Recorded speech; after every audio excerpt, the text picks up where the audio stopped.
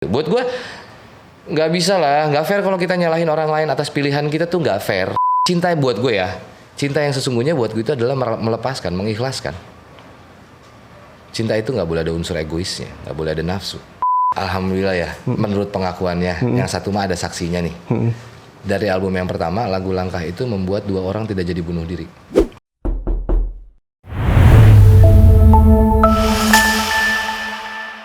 Selamat datang di podcast kamu, podcast Kisi FM ada tamu. Dan kali ini hostnya barengan sama gue Almond Rista. Dan gue mau ngingetin nanti audio podcast ini nantinya bisa lo dengerin di Radio Kisi, pastinya di siaran Kisi, di program Kisi Sound Flash di setiap hari Selasa dan Jumat di jam 11 siang. Jadi pokoknya nanti lo bisa dengerin ini secara full, secara audio di Radio Kisi. Dan sekarang tamunya udah datang. Mungkin secara historical cukup dekat sekali, nggak cukup dekat, dekat banget sama Kisi FM. Walaupun gue nggak ada irisan ketika dia ada di Kisi, cuman gue ada irisan mungkin di skena yang lain. Please welcome Fikri Rahmat. Aja, assalamualaikum. Waalaikumsalam. Masih bisa bang jawab? Masih bisa dong. Suara kita masih radio voice ya? Iya Allah, kangen nih. Kangen ya? Sehat tapi sehat semua ya. Sehat. Bang Riki, Alhamdulillah sehat. Alhamdulillah, sehat happy. Lu tuh waktu itu siaran tahun berapa? Tahun berapa siaran? Wah, tahun berapa? Aduh, lu nanya tahun lagi, lupa gua. Kira-kira. Sebelum di gedung ini aja pokoknya. Oh iya dong pasti. Sebelum di gedung ini itu 2012 ya, 2012 2013 kalau nggak salah. Waktu itu lu siaran antara 2012 atau 2013 gue lupa. Siaran program Semau gue. Berarti itu siaran kumaha Bang Fikri we.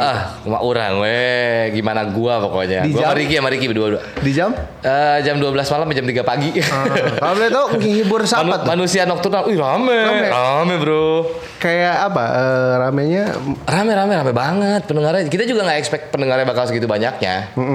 Ternyata banyak sekali dan lumayan menjadi salah satu program yang waktu itu cukup tinggi lah ratingnya di Bogor. Di Bogor lumayan. Tapi modal lu ngomong dari mana bang? Modal lu akhirnya pede gue siaran gitu. Oh gue emang dulu kan dari sebelum siaran suka nge-MC, nge-rap gitu-gitu. Gue potong. Gue inget sesuatu. Gue tuh pernah kenal lu jauh sebelum gue kenal lu di stand up. Di mana? Jadi sepupu gue. Berarti lu belum tatoan ya? Belum. Masih soleh. Masih SMA. Di mana? SMA. Waktu itu usia gue SMA lah kurang lebih ya, gue lupa. Jadi sepupu gue birthday party. DJ-nya SR gue inget banget. Oh iya pasti gue ada gue. MC-nya elu. Iya. Kalau DJ-nya SR zaman itu pasti gue MC-nya. Oh berarti modal ngomong dari MC itu? Dari zaman MC. Sebelum itu modalnya dari mana datangnya gitu? Nekat ya modal nekat gue mah. Karena ini kali ya gue nge-rap dulu kan. Maksudnya di panggung tuh udah nggak worry, di panggung tuh udah nggak takut. Itu dari zaman SD kayaknya gue suka ikut 17-an gitu. Jadi udah nggak ada grogi di atas panggung yang gimana. Udah bisa mengendalikan groginya lah. Oh dari SD? Dari SD. Terus begitu masuk SMP udah mulai sok-sokan band-bandan ya, bawain Sheila on Seven, bawain Slang, Dewa gitu-gitu. Nah terus waktu itu ada kesempatan nge-MC acara apa gitu. Dibayar gitu awalnya mah duit lah, ujung-ujungnya mah duit. Karena nge-MC dibayar, ya udahlah lumayan di umur segitu men nge-MC dibayar. SMA tuh. Oke. Berarti MC dulu baru gitu. Siaran gitu ya. MC dulu, berarti siaran. Memang udah ada modal ngomong. Ada modal ngomong. Oh gitu. Dulu kan gua taunya Fikri Rasta waktu itu kan gua taunya. Oh udah Rasta waktu itu kan, udah Fikri Rasta. Udah Fikri Rasta. Karena itu bukan Fikri Rasta tuh nama tongkrongan. Waktu itu dipikirin enggak, Bang? Fikri Rasta man. Emang tongkrongan enggak dipikirin? Enggak dipikirin. Gara-gara gini, Fikri ada 2 dulu di Bogor. Fikri gua Gimbal, sama satu lagi Fikri Gagap. Nak Empang, Arab juga. Jadi kalau ditanya, Fikri mana? Misalkan si Gagap. Oh, si Fikri Gagap gitu. Kalau Fikri Rasta man yang Gimbal gitu. Oh, berarti enggak dipikirin ya? Nggak ada niatan mau jadiin nama beken. Tapi kan Fikri Rasta udah lumayan lu pakai lama nih dalam lu berkarir gitu ya di istilahnya dunia entertain gitu. Keputusan untuk mengganti Fikri ke Fikri Rahmat itu cukup lama nggak pemikirannya? Kan sementara lu udah pegang. Tuh biasanya karena faktor ekonomi. Brand yang mau masuk ke gue tuh jadi takut. Image-nya jadi kebawa mulu gitu. Terkenal tapi nggak punya duit mah repot bro. Dapur kudu ngebul gila. Dan waktu itu kebetulan bertepatan sama lagu Nasihat Bapak rilis. Kan nggak sampai 2 minggu lagu Nasihat Bapak rilis tuh bokap meninggal di pundak gue tuh. Meninggal gitu di pundak gue. Nah dari situ jadi ada trigger tambahan aja. Jadi adalah gue pakai nama dari dia gitu. Oke, ini berarti Fikri Rahmat tuh nama pemberian orang tua. Oke. Cuman sebenarnya Rahmat Fikri. Nama asli itu Rahmat Fikri. Fikri Rahmat. Supaya masih ada nempel-nempel nih Fikri Rasta, Fikri Rahmat. Ayo udah deh. Jadi akhirnya dibalik jadi Fikri Rahmat gitu. Berarti sesimpel bahwa lu takut brand gak masuk karena memang lu bawa. Bukan takut, udah sering terjadi. Udah sering terjadi. Jadi perubahan nama itu berawal dari manajemen tim. Ini nama repot nih gitu. Setiap ada yang mau masuk pasti takut karena image-nya kebawa banget Fik gitu. Gimana ya gini. Awalnya gue agak berat karena ya udah nempel kan ya gitu. Terus idealis training biasa. Cuman ya idealis terkikis oleh ekonomis. Dompet menipis. Waduh, repot bos. Ya udahlah akhirnya, dan kebetulan ditambah juga waktu itu momennya bokap meninggal juga ya udahlah gue bikin menggunakan nama pemberian dari bokap. Oke, karena memang ya nama pemberian bokap dipakai aja lah gitu ya. Buat yang nonton yang ngedengerin harus dipelajarin sih. Menurut gue memang nama populer yang akan lu pakai harus lu pikirkan matang-matang sih. Karena kalau udah nempel ngerubahnya emang susah, man. Oke, berarti buat lu seberpengaruh apa nih lu mikirin nama dalam konteks berkarya ya, Agung, seberpengaruh apa lu pemilihan nama tuh memang harus dipikirin gitu. Apakah kedepannya juga mungkin itu juga justru akan membantu lo? Semenjak album kedua lah, album Renung, itu kayak nama panggung udah jelas jadi Fikri Rahmat. Judul lagu gitu, lirik, tema itu jadi semakin gue perhatiin gara-gara iya kata-kata kalimatnya bisa jadi doa ya gitu. Berarti lu buat lu valid bahwa nama buat gue valid akhirnya. Pada akhirnya gue iya ya gitu. Momen apa waktu itu bahwa lu akhirnya memvalidasi bahwa memang ya kayak nama adalah doa gitu. Nama Fikri and My Magic Friend aja itu terjadi dalam hidup kami tuh di Fikri and My Magic Friend. Gue sama Mas Hari dah. Yeah. Gitaris gue tuh paling tahu tuh momen-momen ada aja gitu, momen-momen ajaibnya tuh ada aja. Oh, magicnya. Iya gitu. Magic happen-nya tuh terjadinya tuh bener-bener yang sering terjadi yang di luar nalar gitu. Kayak gue pernah pengen banget tur gitu. Udah keluar sana sini apa segala macam. Duitnya nggak nemu gitu buat jalan, anjir muter gimana caranya? Apa jual barang aja kali ya gitu. Ya udahlah kita jual barang deh buat ongkos gitu. Jual beberapa item yang udah nggak pernah dipakai gitu sih. Bukan jual barang yang penting juga, bukan maksain juga. H-30 menit tiba-tiba ada sponsor masuk 20 juta gitu. Iya ya kayak gitu-gitu tuh ada aja, nggak melulu ekonomi ya, banyak faktor-faktor lain juga gitu. Kayak nasihat bapak itu miracles happen-nya itu adalah satu hal. Jadi kita waktu itu ngobrol gue, Hari sama tim, ada Ali waktu itu sama siapa lagi gue lupa. Ini nasihat bapak kayaknya udah cukup ya gitu. Viewersnya udah mentok, listenernya udah mentok gitu. Kita next yuk lagu kepengen ini itu gitu. Ya udah deh, Bismillah. Gitu. Tiba-tiba besoknya viewersnya naik sampai puluhan ribu, listenernya naik terus gitu di platform digitalnya. Oke. Berarti momen itu adalah yang bawa lu merasa sadar, oh benar ya berarti nama salah satunya. Tapi waktu pas bikin Fikri and My Magic Friend nggak kepikiran ke sana? Nggak. Waktu itu apa? Karena buat gue bang terdengar seperti Fikri dan rombongan pesulap gitu kayak. Dan udah pernah terjadi. Iya, mau manggung. Tiba-tiba Yonya masuk, oke mas abis ini sulap dulu ya gitu. Pak salah ruangan gara-gara di luarnya tuh ditulisnya Magic Friend, bukan Fikri and My Magic Friend. Ditulisnya Magic Friend. Di hari itu ada gua sama pesulap juga bakal manggung. Oh bisa sekebetulan itu Ketuker. Waktu itu pada bikinnya cuman gara-gara kan ini kan proyeknya kan sebenarnya bisa dibilang proyek solo, tapi formatnya ada bandnya lah gitu, akustik. Nah waktu itu gue ngeliat ada Marley and the Wailers, Stephen and Coconutris gitu. Yes. Gue Fikri and My Magic Friend ini lah teman-teman ajaib nih, teman-teman gue soalnya kelakuannya pada ajaib. Aneh-aneh gitu kelakuannya, kayak si Mas Hari kan aneh banget anjing, gak ajaib kelakuan dia. Lu gila lu, ABK lu, anak buah kapal kan. Gitaris gue tuh mantan ABK yang sekarang lagi viral dipermasalahkan. Kalau gue mah bukan kata orang yang ngedenger dari berita, gue mah langsung dari korbannya langsung. Gitaris gue tuh salah satu korbannya. Yang dieksploitasi di tengah laut gitu. Berarti ajaib banget kan? Ajaib, jadi secara orang kayak gitu. Memang nggak diniatin tapi ya terjadi aja bahwa ternyata ada magic. Makanya lu akhirnya memvalidasi bahwa sebuah nama adalah doa. Terus gini, kayak dulu tuh gue berpikir gini, Magic Friend itu kan yang mengapresiasi. Gue tuh nggak dari dulu tuh ya kelemahan gue tidak pernah tega ngomong fans. Kayak aja asa cringe ya gitu. Kenapa? Ya? Nggak tahu kenapa gue kalau kayak fans gue nih kayak aduh asa anjir orang cuma wakilnya gitu, kayak gue gede kepala banget gitu. Akhirnya gue menyebut mereka dulur Magic kan. Gitu. Nah kenapa gue bilang Fikri and My Magic Friend? Jadi Magic Friend tuh bukan cuman krunya, bukan cuman timnya, bukan cuman player, tapi semua orang yang mengapresiasi karya gue. Awalnya tuh gitu juga gitu, kayak miracles happen-nya tuh ajaib aja gitu. ada orang yang entah berantah mempopulerkan lagu gua, mengapresiasi lagu gua, dan dia dengan sadar dia tahu efek dan imbas yang terjadi terhadap gua di saat lagu gua populer gitu. Itu kan keajaiban ya. Itu awalnya. Awalnya. Oke, awal ada. Tapi ada sebuah keajaiban nggak dari Dulur Magic yang akhirnya sampai cerita sama lu? Yang terjadi dalam hidupnya? Alhamdulillah ya. Menurut pengakuannya, yang satu mah ada saksinya nih. Dari album yang pertama, lagu Langkah itu membuat 2 orang tidak jadi bunuh diri. Oh ya.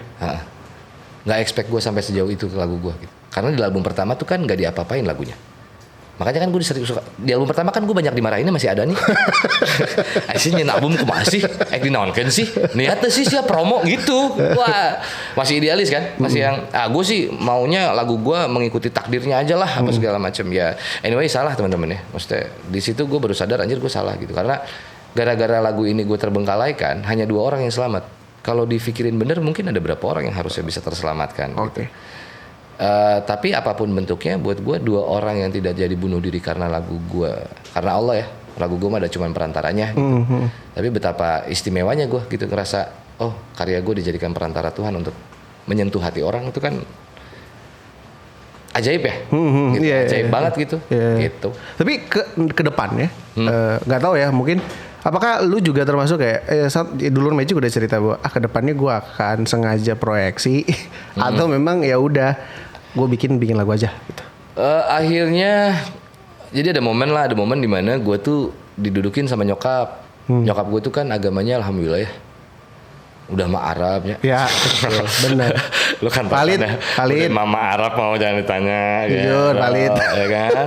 Terus dia ngomong gini, kamu tuh kan public figure, kamu tuh kan mengantarkan pesan. Kamu tuh di padang mahsyar nanti nggak jauh beda sama ulama, sama guru gitu. Orang yang ngikutin kebaikan lu akan jadi pahala jariah lu, ya orang yang ngikutin ketidakbaikan lu akan jadi dosa jariah lu. Jadi hati-hati dalam berkarya lu gitu. Akhirnya di album kedua ini gue kayaknya lebih spesifik mau ngapain. Oh gue emang pengen nganterin pesan ini nih gitu. Oke. Kayak lagu 411 gue pengen ngajak, bro percaya sama gue dah, hidup tuh emang berat gitu. Untuk beberapa orang yang udah kenal gue gitu pasti tahu gitu jatuh bangunnya gue, nyobain ini nyobain itu gitu, pernah bandel dan ini segala macam. Dan ternyata konklusinya cuma satu, karena di saat lu berjalan sebagai manusia doang, lu nggak akan pernah selesai dengan hidup lu yang menyebalkan itu. Tapi kalau lu melibatkan pencipta lu, pasti enak, pasti santai gitu. Ada momen itu selain ngobrol sama ibu? Banyak. Ada momen spiritual lah dalam hidup gua belakangan ini kayak kan nikah kudu kali ya. Ya. Arab bro. Kalau satu mau bajir katanya. Valid bang, valid. Gak ada bercanda. Orang-orang yang lain gak terima lagi. Iya gak. Gue nikah yang pertama gagal dan gue dibilang tidak bisa punya anak. Divonis tidak bisa punya anak. Gue menikah yang kedua gue punya anak. Okay. Terus bokap bikin lagu nasihat bapak, bokap meninggal di pundak gue. Gitu, dengan mengucapkan la ilaha illallah, Allahu akbar gitu yang gue melihat tadinya gue pikir gue kenal bapak gue, ternyata gue nggak kenal dia gitu. Karena setelah dia meninggal banyak banget orang baik yang datang ke rumah karena dia pernah mendapatkan kebaikan bapak gue yang kita sekeluarga nggak pernah tahu gitu. Jadi nasihat-nasihat yang dari dulu masuk kanan keluar kiri itu bermunculan satu persatu kejadiannya dalam hidup gue di menuju album kedua tuh. Ya dari album pertama ke menuju kedua lah. Gitu. Oh gini ya hidupnya gitu. Terus kayak gue sama Mas Hari pernah kelaparan, kita nyeduh kopi secangkir 2 kali nyeduh bro. Saking gak punya duit ya men. Rokok di lintingan tuh kan gue rokok kan tinggal ya. Jadi puntungan tuh dibongkar lagi biar bisa ngerokok.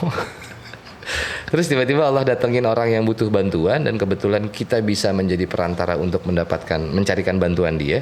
Terus kita bertiga waktu itu gue Ali sama Hari sepakat bahwa oh ya emang Allah mah maunya kita mah diurusin Allah langsung kali ya gitu. Allah pengennya kita diamanahin dan kita jadi orang yang amanah buat Allah aja nih, perantara orang gitu, ketawa-ketawa gitu. Ikhlas berdamai dengan takdir kita yang ya udahlah gitu. Begitu kita ngucap gitu 30 menit kemudian ada Anargama Novo, kalau lu kenal, gue inget banget. Itu rappernya Matt Jai dulu, salah satu rapper. Tiba-tiba datang bawa belanjaan 2 kantong kresek merah sama satu karung beras.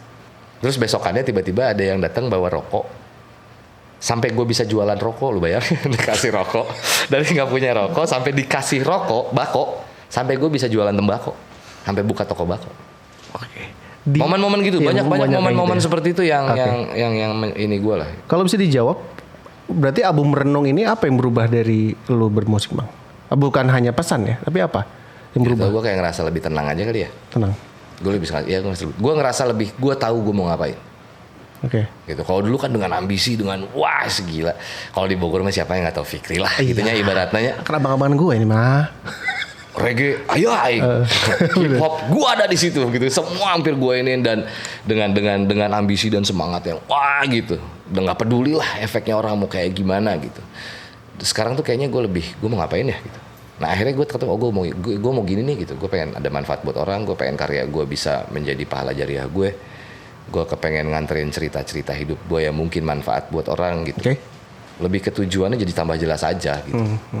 Jadi tahu gitu. Oh ternyata gue teh dulu memalukan aja, ternyata dulu teh gue menyebalkan gitu.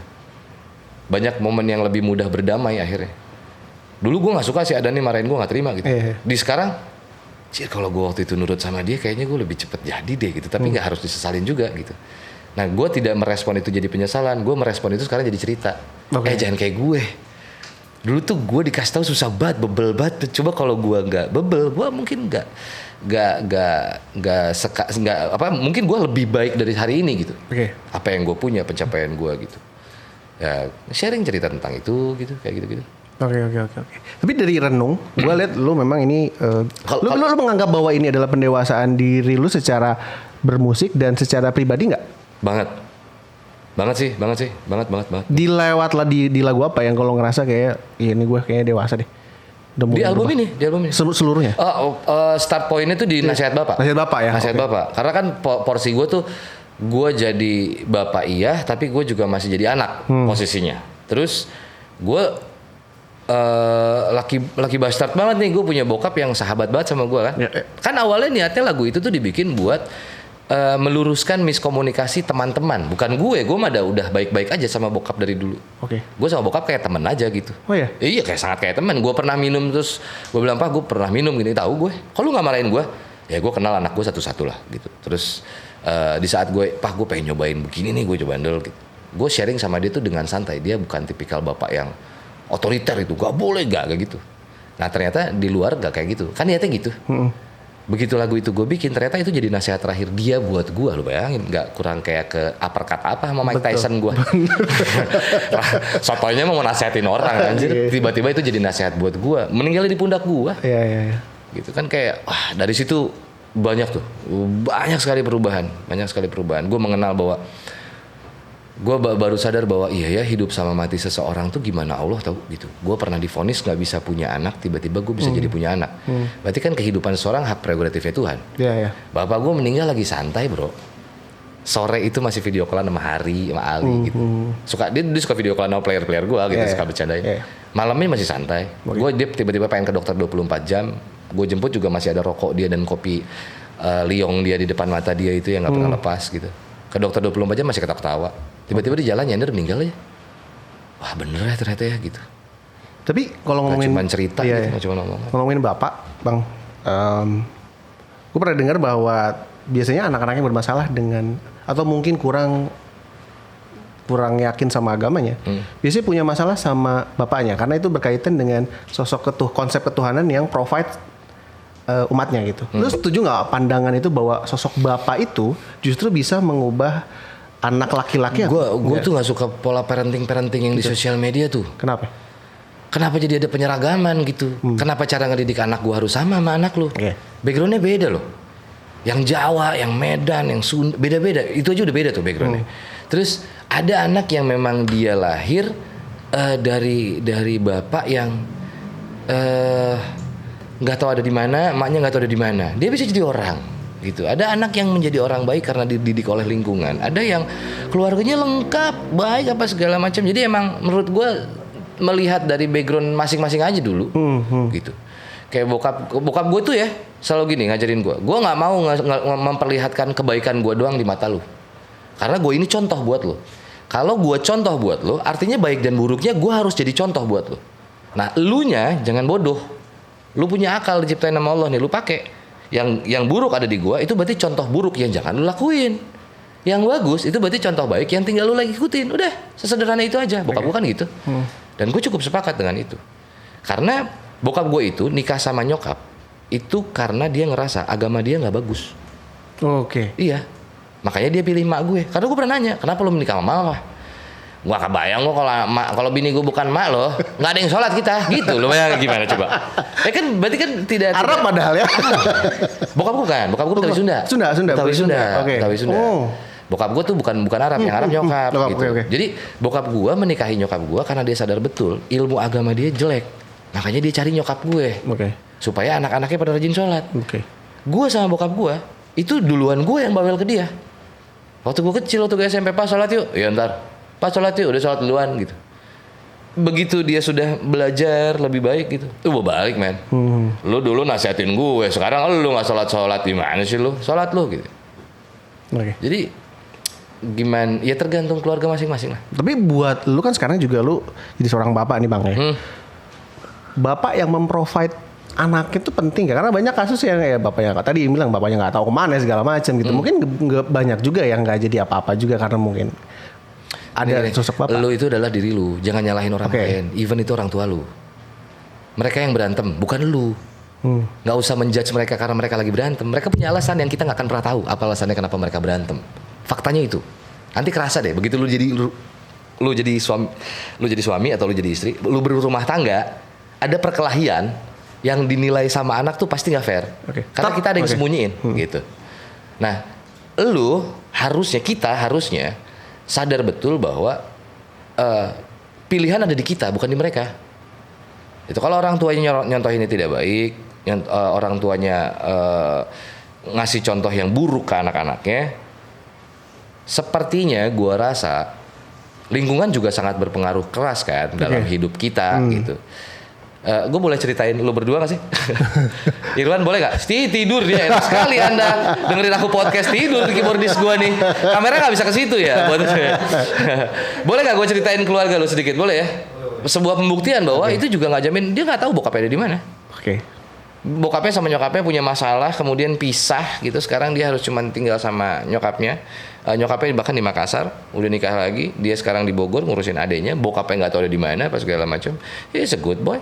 Dia bisa jadi anak yang baik kok. Karena semua pilihan di kita gitu. Buat gue nggak bisa lah, nggak fair kalau kita nyalahin orang lain atas pilihan kita tuh nggak fair. Kecuali memang lu didesain untuk menjadi sesuatu yang tidak baik. That is a different thing. Gitu. Tapi itu pun gue ngerasa janggal karena manusia punya akal. Iya nggak sih? Lu pernah nggak? Gue yakin ya, setiap pendosa pasti sadar dia sedang melakukan dosa. Kayaknya sih Iya nggak sih? Kayak lu mabok. Hati lu sama akal lu jalan pasti. Nggak bisa disetting tuh untuk membedakan lu tahu dan tidak taunya bahwa itu baik dan buruk. Kecuali lu secara kejiwaan memang dirusak, beda nih. Beda hal itu ya. Beda cerita. Di album Renung kan berarti ini muatannya gue lihat kayak lagu-lagu kan ya, muatannya ada ngomongin soal keluarga. Salah satunya adalah Nasihat Bapak ini. Tapi ada 3 lagu yang lu bikin itu semuanya kaitan dengan ibu. Ada yang judulnya Bu, ada yang Ibu dan Jagain Ibu. Sepowerful apa sosok ibu buat lu dalam berkarya atau paling nggak di album Renung? Bro, tangan kanan Tuhan men. Kurang powerful apa? Untuk kita yang Islam, ridhonya Allah, ridhonya ibu. Udah, surga di bawah telapak kaki dia. Sepowerful itu. Tapi menariknya di 2 album ini gue punya lagu tentang ibu, tapi gue nggak pernah bisa bikin pujian buat ibu. Kenapa? Gak tau, gue nggak ngerasa cukup man. Gue bilang dia bidadari, anjir lebih lah. Itu lebih dari bidadari dia. Respon ibu waktu denger lagu Bu ini dan Jagain Ibu ya? Apa responnya sebagai ibu? Nyokap gue? Nyokap lo. Jadi gue nggak pernah tahu lagi. Dia tuh pandai menyembunyikan. Dia tuh memporsikan dirinya sebagai seorang ibu yang harus mendidik agama kepada anaknya dengan baik dan benar. That's it, di situ aja. Itu aja. Dia selalu fokus ke situ. Jadi mah, abang bikin lagu begini bagus nggak mah? Didengerin sama dia. Bagus. Makanya sholatnya yang rajin, biar magic friend-nya itu nyokap gue tuh. Sampai sekarang. Nilai apa yang lu inget banget, yang mungkin sampai sekarang lu bawa dan itu datang dari ibu? Gue tidak menjadi hari ini kalau bukan karena dia. Gue belangsak pasti. Gila yang nyepret tangan gue kalau gue nggak sholat 4, lu nggak sholat zuhur, tangan gue kena rotan 4 kali atau pantat gue atau betis gue. Ya, hari itu mungkin gue marah, tapi kalau bukan karena hari itu mungkin album Renung juga nggak akan lahir. Gue akan tahu tujuannya mau ngapain. Dia adalah seorang ibu yang tidak ada buat anak-anaknya. Nggak ada buat anak-anak. Selalu ada. Nggak apapun itu. Gue dibully sama orang pernah waktu zaman TK apa segala macam. Walaupun gayanya agak nyentrik ya.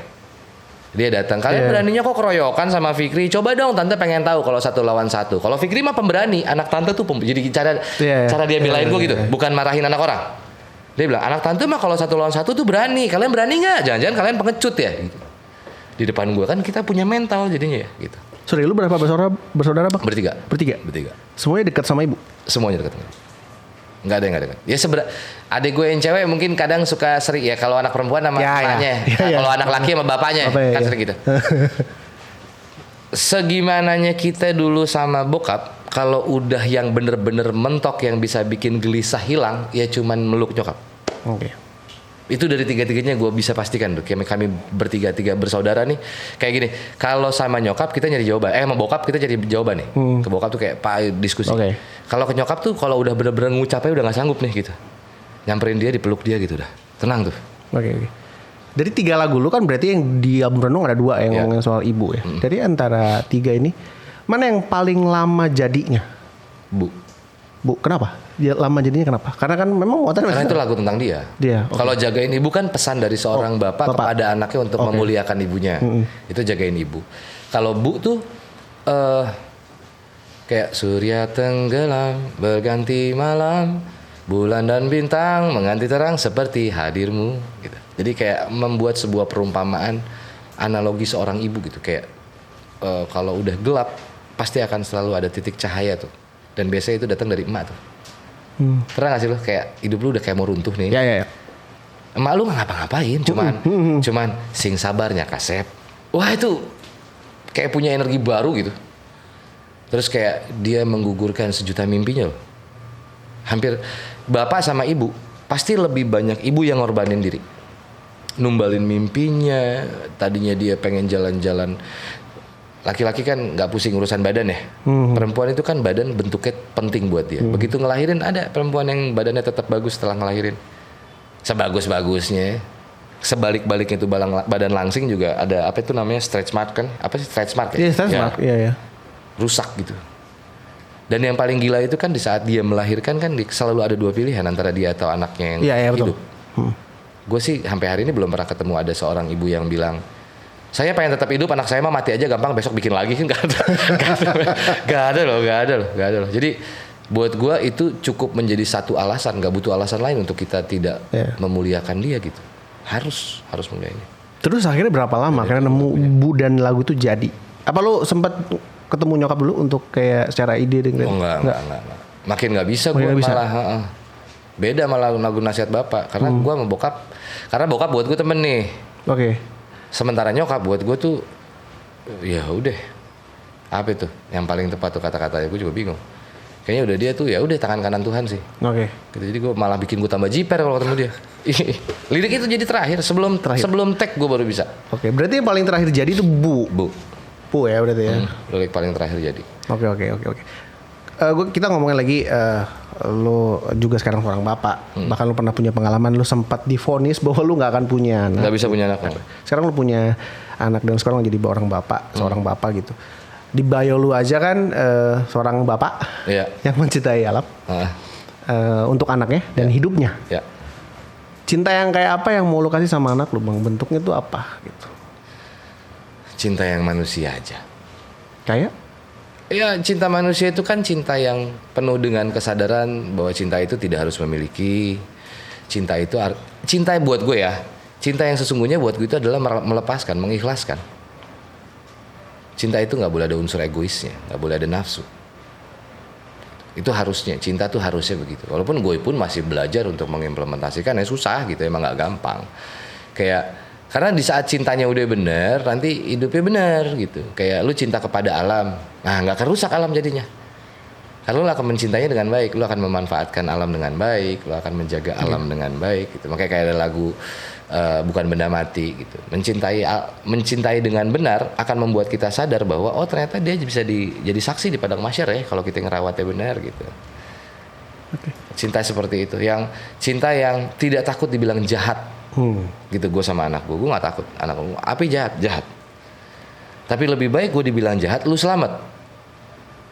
Karena baik itu kan belum tentu benar ya. Dan benar seringkali dibilang nggak baik tuh. Nah itu bisa dilakukan kalau cintanya benar. Makanya cinta yang seperti itu sih yang akan gue berikan kepada anak-anakku pasti. Tapi untuk sekarang, apa yang buat lu sulit banget jadi ayah di era sekarang lah, Bang? Kalau kita tahu lah ya. Apa yang menurut lu susah ketemu manusia, men. Zaman sekarang tuh susah ketemu manusia, banyaknya Tuhan. Iya nggak? Gimana tuh? Iya, kita dinilai seenak jidat sama mereka-mereka yang kenal juga enggak.